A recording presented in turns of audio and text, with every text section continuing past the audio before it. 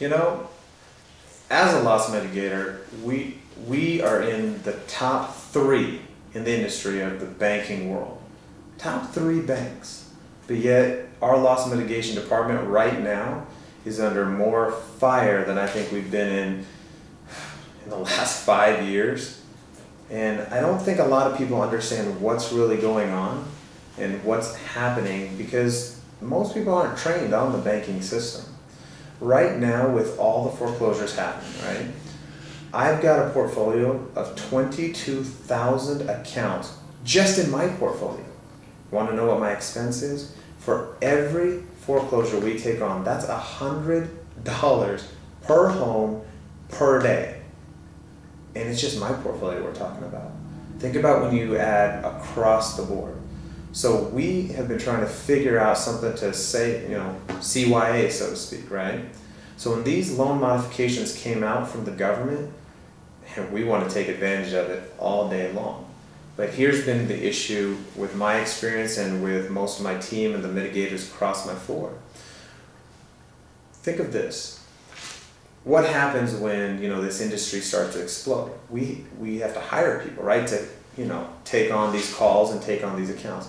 We just brought on about 200 more mitigators, and with all sorts of different backgrounds. Do you think all of them had the expertise of loan modifications, real estate? No. Sometimes you just got to hire people. And I hate to say it, it's not necessarily a bad thing, at least we're giving jobs away, but that's not their expertise. So now think of this. We want these customers to stay in their homes. We want to help them avoid foreclosure. And for most of them, the only way to do that is these loan modifications because they can't afford to come up with this large sum of money and bring their home current.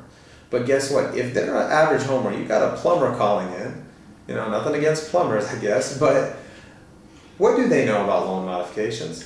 Pretty much nothing. So you've got the blind mitigator leading the blind customer. So in my opinion, I'm extremely thankful for what the bank calls a third-party expert that does loan modifications for a living because that's all they do. So when I have a customer calling in without representation, let me just kind of break down the basics of what's happening on that call. Our mitigators bonus across the industry, because I have contacts in almost every major bank. Because everybody in our industry, we just know each other. Everybody seems to switch banks and whatnot. But every single mitigator bonuses off how many cures they have. So it's not like we don't, even financially, we don't want to have anybody, we don't want to send anyone to foreclosure. So you get this call that comes in, and you have one customer that calls in without representation. The time that it takes for that call is usually about 45 minutes to an hour because they ask questions, and it's not a bad thing, but they just don't know what they don't know. So it's an education process. So if you're on that customer or on the phone with that customer for an hour, the majority of the time you're on it for an hour to get a negative result, meaning that modification does not go through. Because I went back and looked through my files and I noticed that most of the people that were coming in, and it's about a 75% greater chance of being approved when they have representation, like a third-party loan modification expert. And here's the reason why. One, because they already know what to say.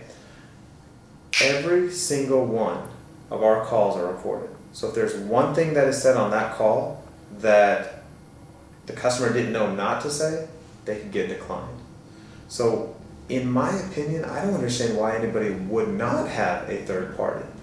It's like you wouldn't go in a court of law and try to represent yourself. It just doesn't make sense. So the time that it takes with a third party usually is about 5 to 10 minutes on that call because they know what to say, how to say it, what to negotiate, and they usually get better terms, to be honest with you, versus not getting approved at all. It breaks my heart to a certain extent because I can't teach my team to say certain things. I mean, legally it's impossible. We want to help people, but it's not about getting around the system. There's certain things that you don't have to say, and there's certain things you should say, and all of it's the truth. So it's just like I said, like if you were hiring an attorney, why would you not? So really, at the end of the day, the choice is up to you. I know what I would choose, so what would you choose?